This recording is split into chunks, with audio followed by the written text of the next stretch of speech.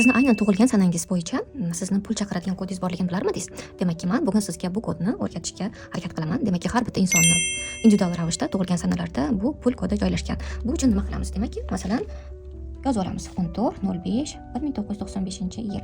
Bu tug'ilgan sanani to'liq yozib olamiz. Demakki, pul kodida 4 ta raqam mavjud. Bu 4 ta raqamni shu yerga yozaman.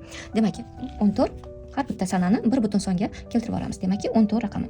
1 + 4 = 5. Demak, bu birinchi raqamimiz. Ikkinchisi, oyni hisoblab olamiz. Tug'ilgan oyimiz 05. Demak, 0 + 5 = 5. Bu ikkinchi raqamimiz. Endi yilni yozib olamiz. 1 + 9 9 + 5. 19 + 5 24 da hammasini qo'shganimizda 24 bo'ladi. Endi 24 ni ham bir butun songa keltirib olamiz. 2 + 4 = 6. Demak, uchinchi raqamimiz bizda 6.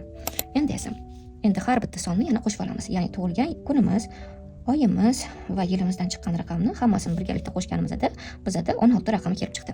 16 raqamini endi yana bir butun songa keltirib olamiz. 1 + 6 demak 7. Demak, 4-raqamimiz bizda 7. Endi esa buni nima qilamiz? Bu kodni bilganimizdan so'ng 55 67 bizda. Demak, buni olamiz. Xohlasangiz har qanaqa qog'ozga yozib qo'ysangiz bo'ladi. Sizga ko'rinadigan joyga qo'yib qo'ysangiz bo'ladi. Men sizga hozir mana bu raqam yozilib turibsa, bu kodni koshlogimizga solib qo'ysak ham bo'ladi. Koshlogimizga solib qo'yamiz.